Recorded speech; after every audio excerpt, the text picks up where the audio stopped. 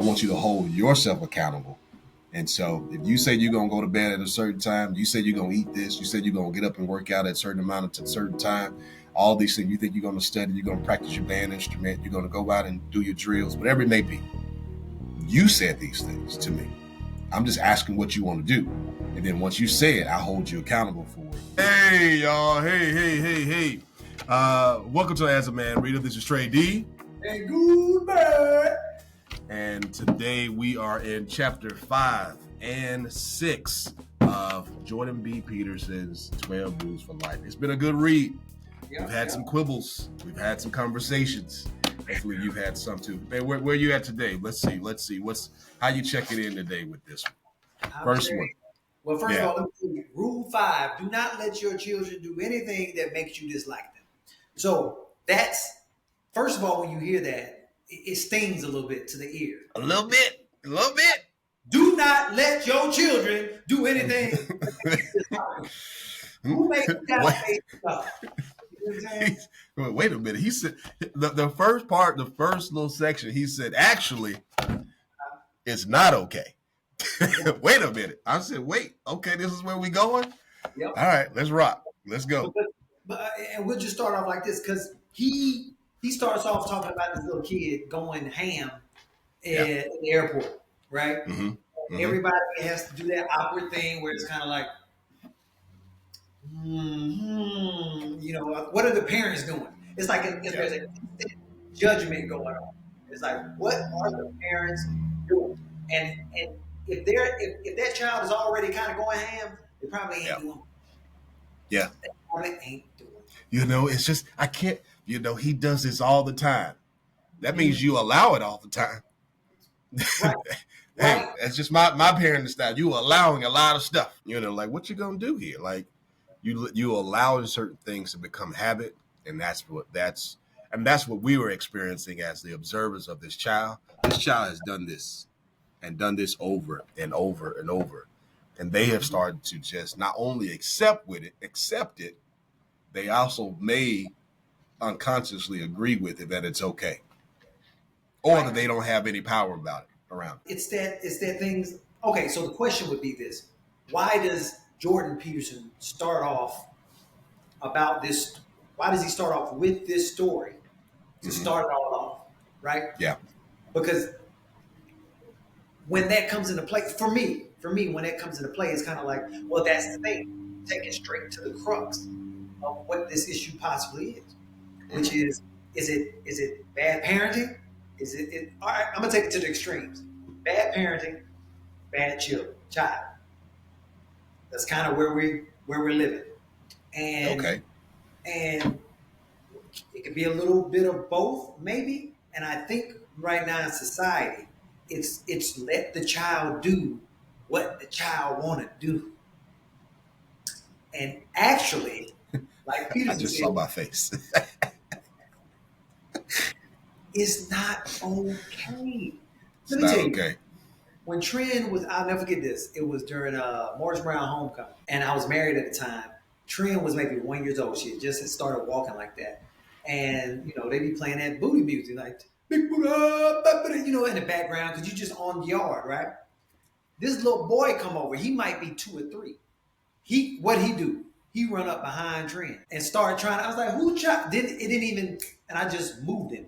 And he moved, that part where Jordan Peterson said he threw that boy 30 yards. Yeah. Yeah. That's what he thought. I could have moved schools, but I'm going to tell you right now, what I'm not doing is having this. Yeah. Right. Yeah, I know that part. Like, no, he said he really didn't do it, but it might have done him good. Yeah, no, that's what he wanted to do. Yeah. I just moved the boy, and he might have failed. I ain't got nothing to do with it. He running up on little girls and grinding at this age. And someone can say, well, he got that from somebody else. Well, he's going to learn what happens when you do that at a very young age. You're going to have to, you just can't run up. So I felt him on that. And I was like, instinctually, why did I do that? Why did I move this boy or this child from off my child? Well, I think one of the things I mean, like again, you have to. I agree that I'm not with just the allowing of everything. Hey, but a matter of fact, this what this reminded me of. Remember a couple of years ago, I think it was right before the pandemic. It was normalize this and normalize that. You remember this? That whole it was like trending everywhere. Oh, Normalize that that that that that. No, right. we need to normalize What's that? this, and this. And I'm like, no, we don't need to normalize everything because I think when we start normalizing everything, we don't know what actually is normal, I just saw that quote. That if you normalize things, then that means it's not normal. right? Just say, So you start making things that are typically abnormal and not typical, right, to typical and very normal. And there's a reason that these things are abnormal. These things are not necessarily in the main. They are on the outskirts it's friend. and the fringes and so on. And so, man, like I was like, yep, let's go. Here we go. I already know where he's going with this. I don't allow, as the boys grow up, my boys are one of my boys is a little older. Yeah, I think yeah, Trent's like right in between my boys. And so it's like, yo, we give them agency up to a particular point, and then they can start practicing their self sovereignty as they get older. But in the beginning, it is about creating that good foundation of like, hey, you touch this, you get burned. Burn is actually it's going to cause pain. Don't Right. want to do that. So it's like, how do you keep them away from hurt, harm, and danger? How do they understand how to make sure that they can keep themselves out of hurt, harm, and danger in the right way? So then things start to kind of move. But like, if I had a daughter, man, I don't even know what I would. I wouldn't blame you. That little boy would have been like thumped in the forehead or something. It would have been a problem. That's just Yeah, me. That's yeah. just me. A thumping it sometimes is what's needed. The kids who just fake cry. I think sometimes you have to make them okay. If you're going to fake it, you might as well do it for real. If we're gonna do that, I'm gonna give you the reason. You remember? I Oh, I like that. Yeah, no. You go. Yeah, now I gotta get you. Now I because now gotta you're get you. doing that on purpose, and Yeah. you are. It's a. I just okay. So there's something to be said for protecting your space, Yes. Yeah. protecting like your energy, and For I sure. believe sound is one of them. Right? I Okay. believe at first I didn't because you remember, man, they used to get a ticket. I think you still can, and it was really targeting when I think about it. Oh, with the Vacuum, music too loud. doom, doom, beating the. Yeah. At our point, I'm like, come on, man, Hmm. big booty fuck back. I got a 2-year-old in the car, and all I'm hearing is F U P this D this, like all this stuff. Don't forget now. It's not as much bass, and they got the treble speakers outside, right? So That's you hear all the lyrics, and it's like the lyrics are just so trash and trashy. You're right, like, like what is going on? What are we talking about right now? right. So Yeah. if you were to respond, but what I was bringing that up to is saying that I feel like you have a certain amount of agency of saying, hey, turn it down, please. Hey, man, come on, man. Like we have to. I don't want to police it. It's not about Yeah. policing. It's just about being. It's not even just respectable. It's just being considerate, considerate of folks. And people not necessarily in their own. They're always in their. Everyone's in their own space, right? And you just remind me, like I'm at the office the other day, right? Mm-hmm. And this guy takes a call. So sometimes I work in a co-working space, Right, um, right? And so, when you come into, when you come into the office, right? That big window that looks out to the city, right. like the front door. So he's standing there by the bar, but as he's taking a call and he's on his earpods. Now it's like a huge atrium, right? So Yeah, everything he's saying to the window is going up and back and it's amplified. right. And I'm sitting here at the desk. I'm like, what is happening? And you can see people get annoyed, but no one said it. No one says anything. They start putting their earphones in. You see them like, Right. like just get it. Like nobody's going to say anything. Yeah, No yeah, one yeah. said anything. Right. And so when they finally catch it, I'm like, what is that? I go find the guy and I'm like, hey man, like you're real loud. Oh, Right. and he goes, because he's in his own world. And that's Right. just some of the things that we got to think about as well. People are in their own world, but sometimes we have to hold each other accountable. We hold the rails for each other Right. because that's how a successful society is going to actually operate. If we Right. just allow people to just do whatever the hell they want to do, or just And they be want to do it. oblivious to what they're doing to other people, then we got societal decay. That's all I'm saying. All right, we Right. gotta get to the So book though. yeah, yeah, yeah. So he in on page 137, he's talking about he starts going through the principles, right? And I Okay, really like okay, he has five principles. I'm gonna get through all five. The first principle was limit the rules. Limit the rules. And he says limit the rules to what exactly? Right? Because he says the first is limit the rules, the second is use the least force necessary to enforce these rules. yeah. So he says limit the rules to what exactly? He says, here, let me give you some suggestions. Do not bite, kick, Mm-hmm. or Mm-hmm. hit except in Mm-hmm. self-defense. Do not Okay. torture and bully other children so you do not end up in jail. Eat in a civilized and thankful manner so that people are happy to have you at their house and pleased to feed you. Learn to share so other kids will play with you. Pay attention when spoken to by adults so they don't hate you and might therefore deign to teach you something. Go to sleep properly and peaceably so that your parents can have a private life and not resent your existence. Take care of your belongings because you need to learn how and because you're lucky to have them. Be good Mm-hmm. company when something is fun, when something fun is happening, so that you're invited for the fun. Act so that other people are happy you're around, so that people will want you around. A child will know these rules. A child who knows these rules will be welcome everywhere. And I would say and obey and follows these rules. Mm. Knowing and following is not the same. So, but yeah, I think that's number one. Right.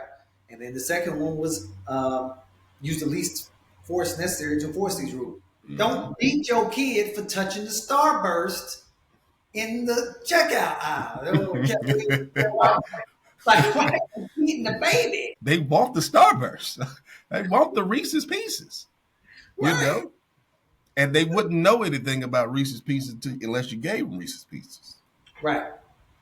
And you got to have the steps. Like I was just saying, the last thing I'll do is whoop Trin. I have not had to whoop my child since she was 5. And even before that 5-year-old age, I was just going off of what I thought happened to me, and that's what I was supposed to do. Till I realized, like, oh, this don't work. And that's another thing that he was saying. He was like, a lot of people, abuse itself, physical abuse, is something that has uh, lessened throughout time. And he Mm. mathematically broke that down, which I thought Mm-hmm. was super cool. We'll go into that, but we're going to keep that moving. The third point was we should note that some, where is it? Yeah, I wanted it in the way he said. What's the? We should note that some misbegotten actions must be brought to a halt, both effectively and immediately, not least so that something worse doesn't happen. Mm-hmm. So you have to have the proper punishment. Uh, Mm-hmm. Someone who will not stop poking a fork into an electric socket. Like what? Because that could be fatal. Letting your child just run across the street without looking both ways could be fatal. There's this whole thing about letting kids do what they want.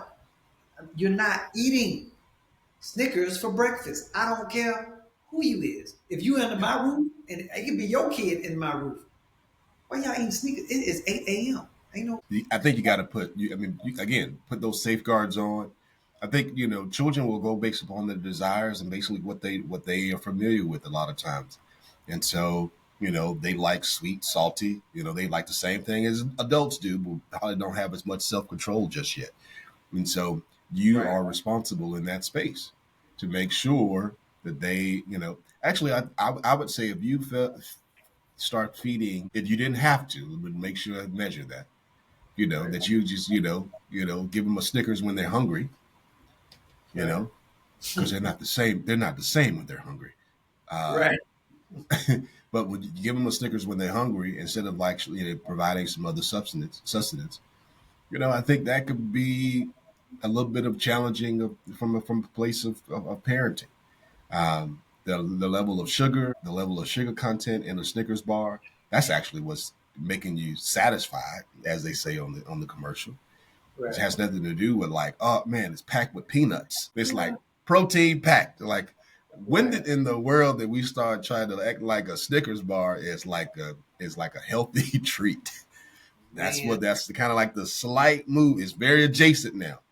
We got Right. to be careful of that, man. Don't do that to your children. And, oh, and to be clear, the third principle is parents should come in pairs. That's on page 142 at the top. Oh yeah, yeah, Parents yeah. Okay. should come in pairs. Now, I do a, what do you call it, co-parenting thing with me and my ex-wife. I think we do a pretty decent job. And she's definitely mom, and I'm definitely dad. I don't care. I mean, if you want to go divine masculine, divine feminine, we represent it, I mean, to the T. Mom is very Okay. nurturing, very into the feelings. I'm into the Mm-hmm. feelings too. And I throw the logic in there real quick. You're upset, right? You're supposed to be in bed at 10. Why are you mad at me? Because I'm telling you now you have to be in bed at 9. Now, this is an old Mm-hmm. story. Not like that. Yeah, yeah. Now, No, I get you. there's a consequence to you not Mm-hmm. being up on time.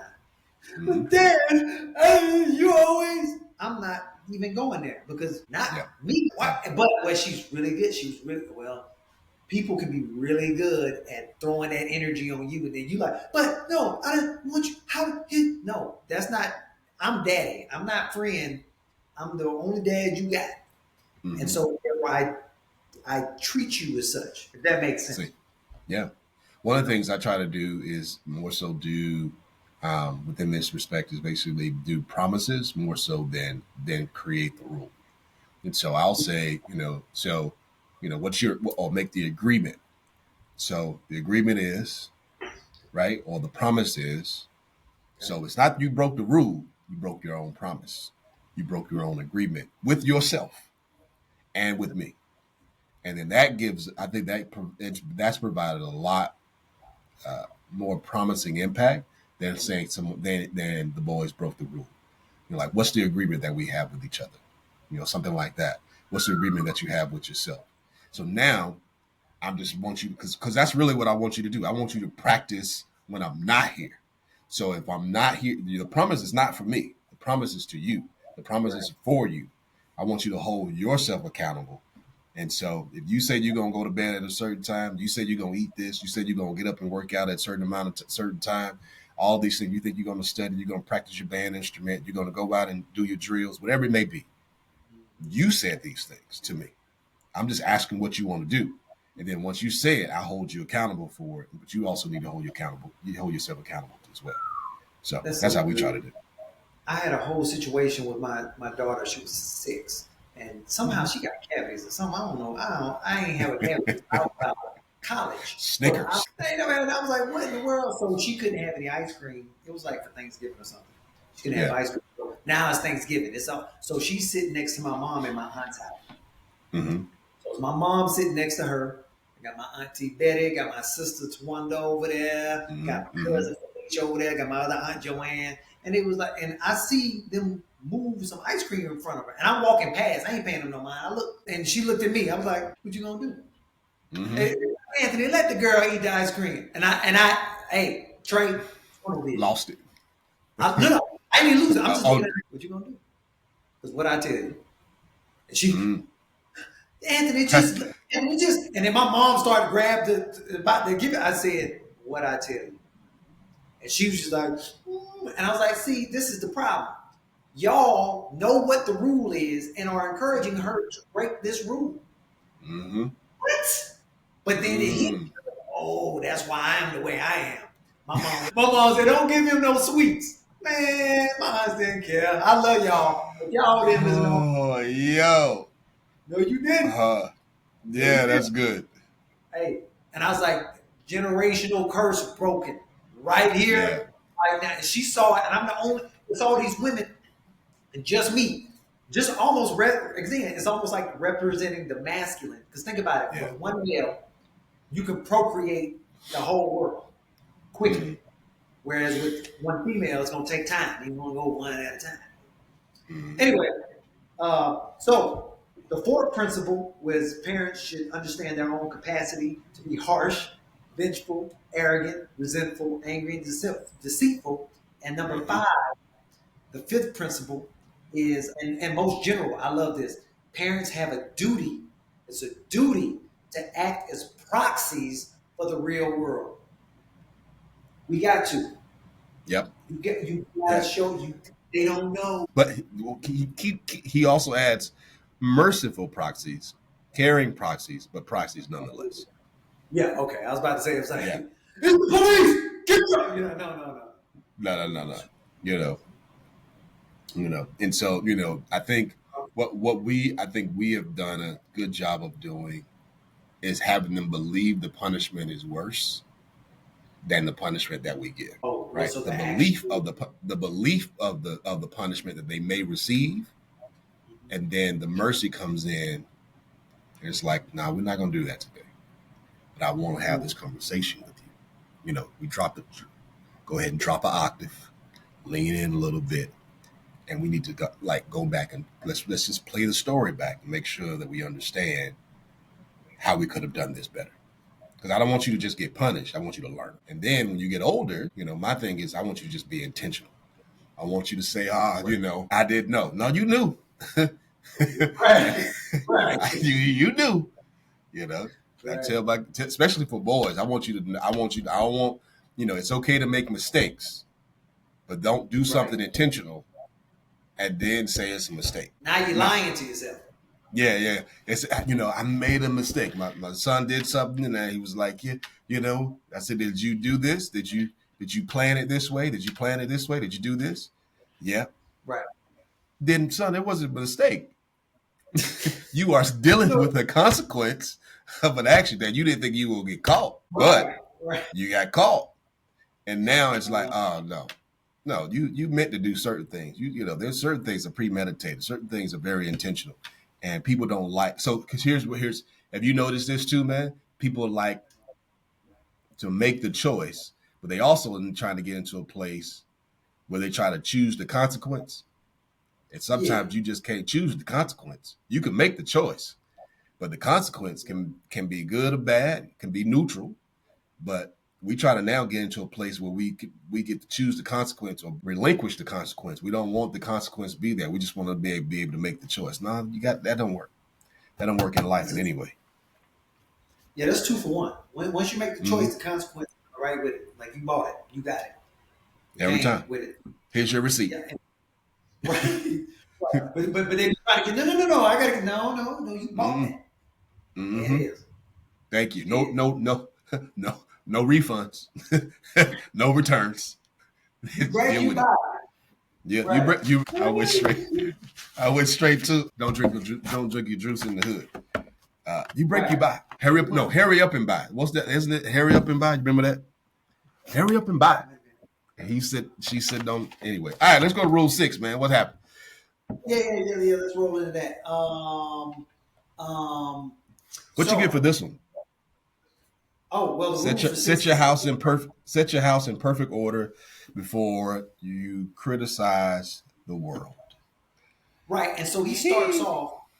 Yeah. He starts off with he calls it a religious problem, and I want to know what does religion have to do with setting your house in order in the first place?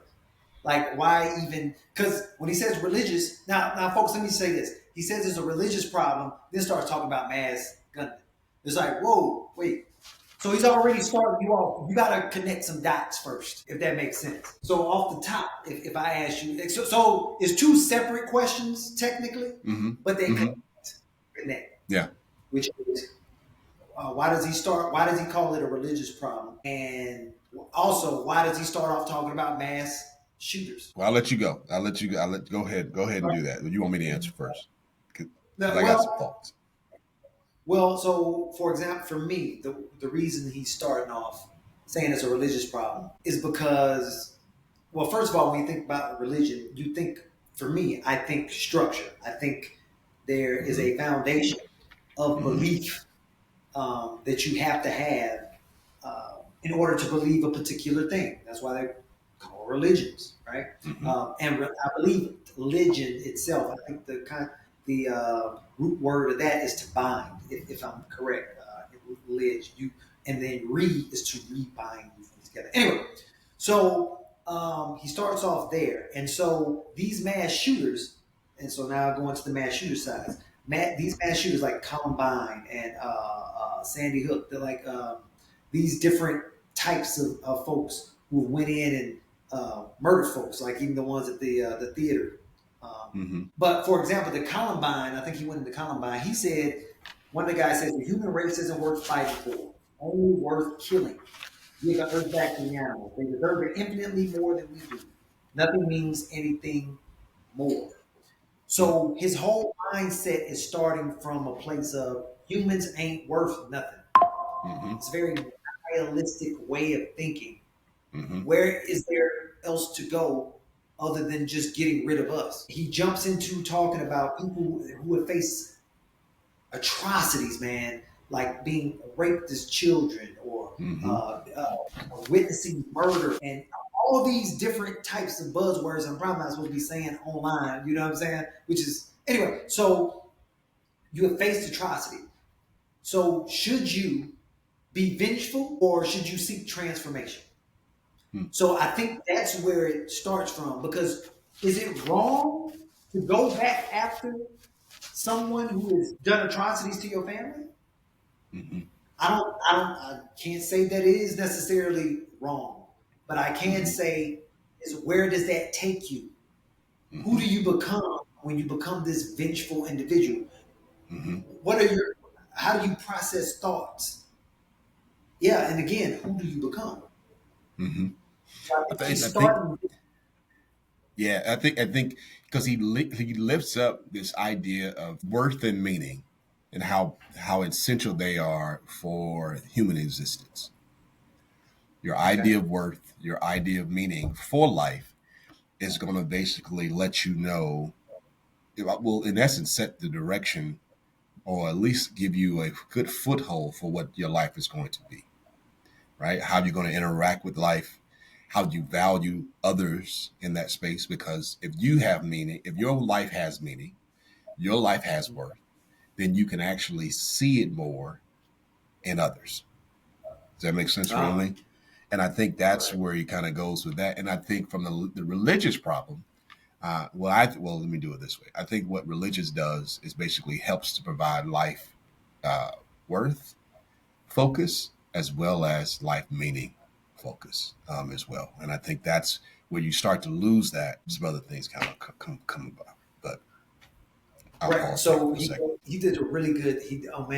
I'm talking about. He takes you back because he says even in the Bible with the stories of Cain and Abel, for example. So which way do I want to go about this? I'll start here. I'll start with Cain and Abel. Then I want to talk about Tolstoy real quick. And I don't know which goes before first. We'll see. We'll see which comes first. Okay. But Cain and Abel represents the individual who spites God, right? But also, so he kills his brother, right? But who was innocent? But not only was his brother innocent, he was an ideal man. That's a story that we've known from that I've known for a long time. And so I think Jordan is what he's doing. He's making this reference of how this biblical story actually represents the human psyche.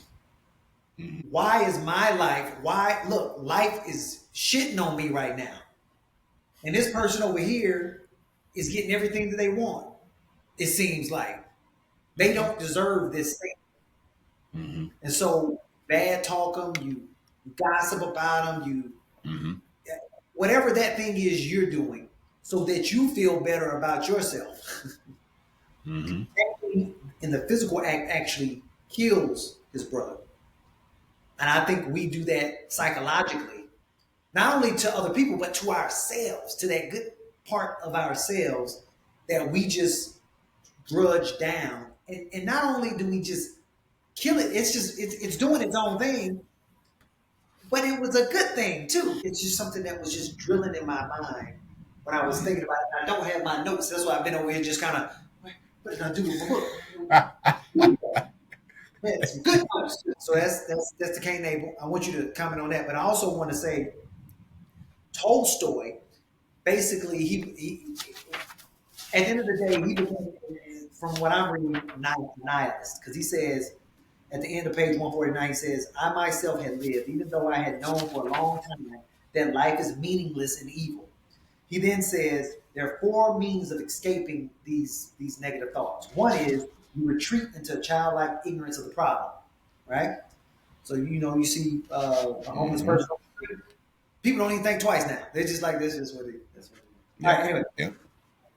Another was pursuing mindless pleasure.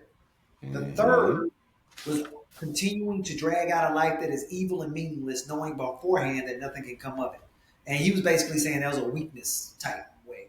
And then the For fourth, sure. final mode is strength and energy. It consists of destroying life once you have realized that life is evil and meaningless, whether that's yours or others and yours. And that's usually how those mass shootings happen. Take Exactly. everybody out, take themselves out too. Take yourself out. It's a No mindset. worth, no meaning. No worth, no meaning. And if you keep seeing that, that's where that I mean. So that's what it comes back down to every single time. But we understand it though. Like I get it. You have to make sure. Uh, and what I think religion does a great. What I think it does. What I would say good religion and good practices do is again give you worth, give you a reflection and focus of worth as well as meaning for life. Because he also says, how can a person who is awake avoid outrage at this world? Yeah, it's there. It is. I think, and I think it's necessary, like, so that we don't get into a place where we are vengeful with everything. I would say definitely as descendants of slaves. Let's Right. go there. Okay. In the states, you could be, quite vengeful. You probably, and many people probably are. You can go back and look in a lot of different ways. Now, the second part of this chapter, I think is really funny. Well, not funny. But I would say it's interesting how he puts it in here because I think he aligns with what Dr. King said in his letter from the Birmingham jail. I'm just saying, Y'all don't see it's his in face. here. I'm Right. He's about to looking. get to it. Right, looking. I'm just trying to make sure I can see it while I'm out, while I'm here right now, just in case. Right. It's good, man. Yeah, because he does turn, right? Because you're like, why are we learning about how bad living is? Like, we Right, have all these reasons not to be grateful, all these right. reasons to be vengeful. And then he says, but then the converse happens. I ain't talking about Mm-hmm. shooting. I'm talking about the people who have witnessed these atrocities, been a part of these atrocities, and then say, you know what? I'm gonna do the good thing. I'm gonna forgive these folks. I'm gonna Mm-hmm. continue to move forward. I'm not gonna let their actions make me do things I do not want to It's do. I'm gonna move from the because to the howevers of life. I don't do this because of life is bad. I do this, however, it's like I'm gonna still live my life, even though these atrocities have happened and my life is not where I believe it needs to be, or these things are happening. However, the way my story is gonna play out, it's a little different. I don't blame the past for my current circumstance or my future circumstance more so than anything. I think that's really hella important. Yeah, because I'm surprised normally how many people pigeonhole themselves into this. Like this, just what it is. There is no choice here. And I'm like, and there's nothing I can say to get them out of that mind frame because that's what they believe, and that's how powerful belief is. I say you Mm-hmm. have a choice. No, I don't have a choice. Well, you don't then. 'Cause you said it. you you right. You Right, right. right. You And right. yep, yep. But Um, you got to get people get. I try to we try to get people out of not being so stuck in. You become blind to the choice that you don't want. That's all it is. You just don't want the choice because you know the consequence of the choice. That don't mean the choice don't exist. Right. Get it Right. together. Choice is always there. You just don't like the choice. Right. Or the You don't perceived. like your options right now. I get it. I totally get it. Yep. Sometimes the choices, the hand is not what we really want. We Hey only man, got two in a possible. two of the All right, well, possible. keep going. I'm sorry. Go ahead. Keep going. Keep going. Keep going. Where you at?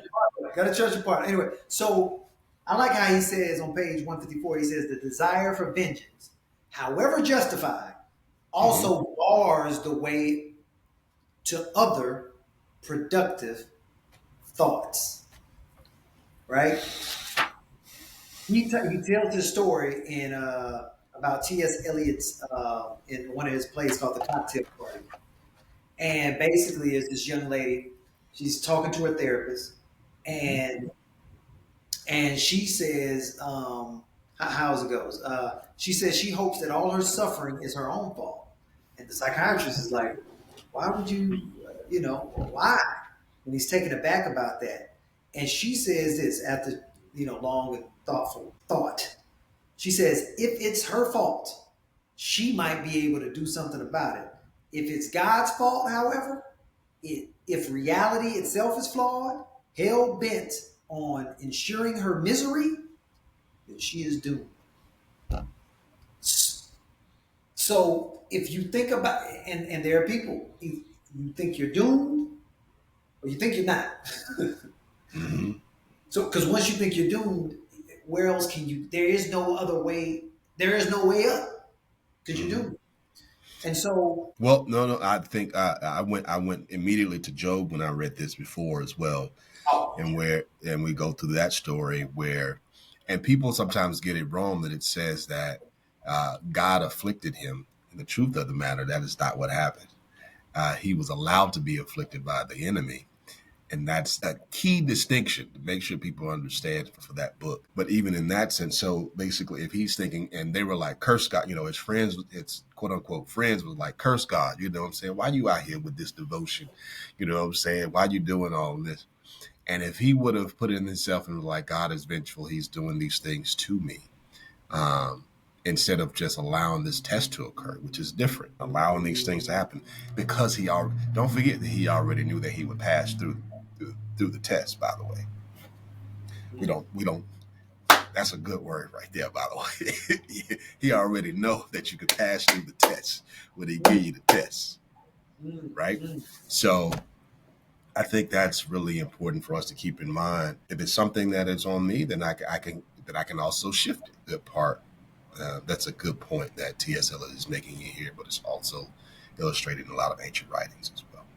man, hey man, he goes in. He goes in Yeah. because it had me thinking. He says, "Can I stop?" No, no. First of all, he says, "How many times had he acted against his own conscience, Mm. engaging in actions that he knew to be wrong?" Okay. Mm-hmm. He says, because these are these questions that how do I say his name? Solzhenitsyn, I believe. He was Yeah. he got one of those Nazi camps.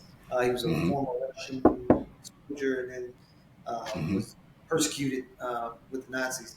And he ended up writing a book. I don't. It's probably in here somewhere. Anyhow, he says, "Oh, say it again." Archipelago. Something like Yes, archipelago. yes. He says, "Can I Yeah. stop making such mistakes now? Can I repair the damage done by my past failures now?" He says, "One man's decision to change his life, instead of cursing fate, shook the whole pathological system of communist tyranny to its core, just by being honest and telling the truth." He Mm-hmm. also says, or that was Solzhenitsyn that said that, but clean up your life. Peterson says, "Have you taken full advantage of the opportunities offered to you? Are you working hard on your career or even your job, or are you letting bitterness and resentment hold you back and drag you down? Have you made Mm-hmm. have you made peace with your brother? Are you Mm. treating your spouse or your children with dignity and respect? Do you have a Mm-hmm. habit of destroying your health and well-being? Are you Mm-hmm. truly shouldering your responsibilities? Have you Come on. said what you need to say to your friends and family members? Come on. Keep going. Things that you Close it could out. do, that you know you could do, that would make things around you better? Have you cleaned up your life?" And if the answer is no, here's something to try. Start to stop doing Start. what you know to be wrong. Start there. Mm-hmm. Let's say, hey man, hey man, hey man. And I could just continue reading. And it's like, Yeah. that's why with all these ideologies and all these, like, women do this, men do this, white people do this, black people do it. I'm like, start here, Yeah. at home, within Yeah. yourself. What are you doing? Yep. Yeah. Everything's got to start with the self. I mean, so you remember when I just did a clip, man? You remember when we did that clip when I was in at that conference? We were talking about this practice Yeah, of yeah, yeah. like, we were talking about like, what's the evolution of it? And I was like, well, it's probably going to have to be embodied. Right now, it's a bunch of practices and systems, and it definitely some ways of thinking, but it hasn't necessarily been embodied and part of culture in a way that like it's no longer overt. It's very subvert and tacit. And so I kept like, hey, you gotta like, it's gotta be a part of who you are first. Right. Then if I'm learning it, Goolsby's learning it, all of our listeners are learning it, they embody it, then we don't have to necessarily have to talk about it all the time. It's about how we move. It's a part of culture. It's like, when it's like a good dap. When you're like, okay, there it is. It's how we greet each other. Like it does. We don't have to say, "Hey man, how you gonna dap me today?" We're gonna go, full hand. We're doing shoulders. We're doing fist bumps. What we doing? We're gonna pull back and snap. No, once it's a part of how you all connect and operate, and it's a part of who you are, man. Certain things don't have to be said anymore. Yeah. I'll just say it that way. So that cleaning up is necessary. Matter of fact, this is the way I start thinking about it, because I start and I you see I closed out with a bunch of highlights. But one of the things I think you got to get in that place of like, we got to reclaim what's not necessarily reclaim what is out of order, right? Get ourselves back into the proper order. To get there though, we got to like what's lost. Reclaim what's lost. That's a start. So if it is a rules of how we're supposed to the rules of how we're supposed to operate that make our life better, that's one thing, right? The what do you say? Have I made peace with my brother? I need to reclaim that. I got to go make peace with my brother, right? Do I have habits? I've lost some habits that are destroying my health and well being. I got to reclaim the habits that are actually providing life and well being to me. Am I shouldering on my? Did I relieve some of my responsibilities? I need to reclaim the responsibilities back. But here's the cool thing, man. He don't talk about it until we get to that. Well, he kind of gets into it, but then you got to like reconcile all of that and reckon with it, because that reclaiming is going to now you got to like take responsibility for some things. You're going to have to be right here and really present. And that's the start. But, what I said earlier, remember that I was saying, Dr. King, in the letter from the Birmingham jails, he talks about one, basically sourcing and really kind of start doing an investigation in what's going on within you or what's going on, and like do a fact finding piece. And like I think the part of it is what he goes through purification. He talks about purification, really like fundamental part of nonviolent action, purification, so that you could be clean as snow, as good snow, right? And pure as water. Like you got to make sure that you're clean the entire time before you go into that space, so that you can be, so it's just a pure intention that you go through. And I think this is a good start here, man. Clean up your life. Shout out to JP. I'm I going to thought see it was him. this I've is a been good going to book. Friday. You're not going to be here, right? When is it? It's Friday. Tickets still No, available. no, because it's because it's spring break. Right, right. I know you. Yeah. But yeah, man. So clean up your life first. When they say God, cleanliness is next to godliness, this is what it makes sense now to me. Mm-hmm. Mm-hmm. Mm-hmm. Mm-hmm. Mm-hmm. Yes, sir. You clean it up. You got Yeah. people don't want to. You know what? Being a father, being a dad, like Yeah. Clayton English. Oh, shout out to Clayton English, man. I saw you at the Laughing Skull the other night, and he was talking about he had to be a dad. He's just dad mode. Hey, man, pull up your pants, man. Or whatever Mm-hmm. it was. It's like, man, you about to fall. Or whatever it was. He had to have the dad voice. Man, yeah. I do it all the time. I don't even mean to. I'm a dad. Listen. I'm a dad to a bunch of people that's probably my age. You're like, hey, listen, hey man, y'all got to get it together. We got to deal with it. I'm in dad mode all the time. I'm in dad mode a lot. I'm like, oh man, I'm dressing like it. Look, I got a quarter zip on right now, dog. I see it. I'm in full. You dressed up the way I was on set today. I'm playing a professor. I had that type of sweater on with a tie. Hey man, it's real hey professor over here right now. I think and I think about that, man. It's we got to go into dad mode. Go ahead. Who's gonna do it, Trey? We at the age where it's like, who got to do it? And I'm like, that's my turn. I guess I got to say it. True. But because here's the other thing: as we're starting to get older, and this is what I start thinking about, right? Like as we get older, we're going to go in retirement mode. The leaders of the world will be the people that we are raising. Yeah. True. And they will have to see about us in a particular way. So whether they run in the companies, whether they run in the government, or what have you, or just leading their families, they are the ones that will be overseeing, in essence, us in some particular way, or at least caretaking in some particular way. Right. And I want to make sure that they, I'm gonna do my best to make sure, they can lead in a good way. But also, I want to make sure not only the ones that I'm, definitely responsible for, but I'm like, hey, some of the other ones that I know I'm not necessarily responsible for that are not connected to us, like, hey, we got to say something to them too, because somebody's probably not. Right. And what? That's how you end it, Trey. Because just like that kid in that airport, and everybody just watching, and ain't nobody saying nothing. Somebody, sometimes you can help, and I get it. People don't like that, but I'm telling you, sometimes a stranger just walking up, excuse me, LeMan. Everybody gets shot. Everybody, the parents and the kid, be like, oh, yeah, because that's what happened. Yeah, and somebody else might. Somebody might. And do you talk to the parents first? I'm like, I talk to the parents, but every now and then, like, hey, you need to come get this little you gotta say something. young person. And I was like, oh, no. And I took it back, and he was like, oh, you won't get it together, young man. Get it together. Hey, this is Jordan B. Peterson's 12 Rules for Life. We just read chapters 5 and 6. And man, we're halfway through it. As you can see, we wanted to do this in like 1 or 2 episodes, but we had to break it down a little bit. I hope you all are enjoying. Continue to read with us. Goolsby, any final thoughts before we roll? Hey man, get yourself together. Get yourself together. Start knowing when you know you're doing something wrong. Just one step at a time. Just one step. For sure. Yeah, same, and I would echo that, man. And as always, this is Trey D. Goober. And as it ain't hard. Please. We have a conversation. Keep on reading. We'll see y'all next time.